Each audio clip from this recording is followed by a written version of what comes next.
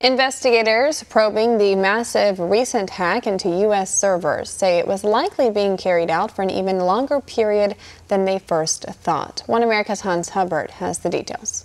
New information on the SolarWinds hack is coming to light, revealing a different timeline than originally believed. This was revealed in a Wednesday interview by Virginia Senator Mark Warner, who is the vice chair of the Senate Intelligence Committee. First uncovered on December 8th, the cyber attack, which exploited updates in SolarWinds network monitoring software Orion in order to infiltrate public and private sector servers and steal data, was originally thought to have been launched in the spring of 2020.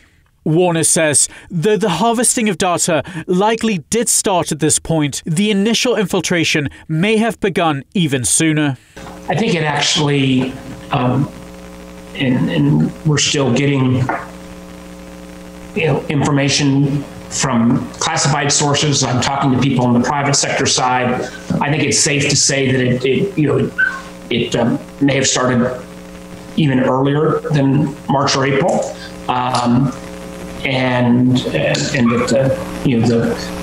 the initial burrowing in may have started earlier, that the collection period, did start calendar year 2020. According to cybersecurity experts, the hack was a supply chain attack in which malicious code is introduced into updates of otherwise trusted software in order to infiltrate a third party. It is currently believed as many as 18,000 private and public organizations downloaded the affected updates, though investigators think most were not affected by the breach, as the perpetrators seem to have focused their efforts on specific types of entities, such as government agencies, financial institutions, and technology companies, among others. Yet the breadth of the breach, as well as the lack of tools available to investigators after an attack, has prompted concerns over inherent vulnerabilities in U.S. cybersecurity infrastructure, as well as the laws that govern cyberspace nationally and globally. When you've got an attack this significant, this deep, with this many victims,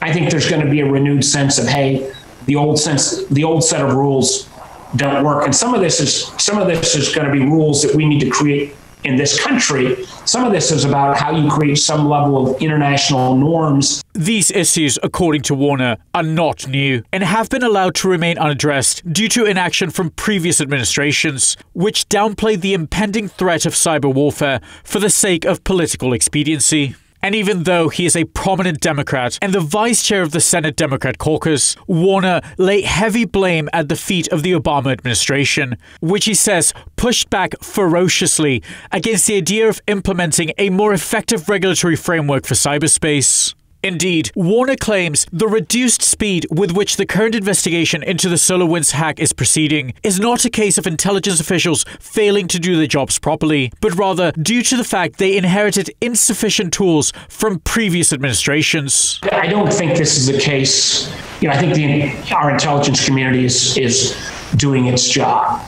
I don't think people are sitting on information, but this is a reflection of, I think this is more a reflection of lack of policy clarity that precedes Trump. Warner adds, based on current findings, it does not appear any classified government data was compromised, though investigations are ongoing, and it is imperative the US and its allies tighten controls on cyberspace in order to prevent even larger scale and more harmful attacks of this sort in the future. Hans Hubbard, One America News. Want to see more videos like this?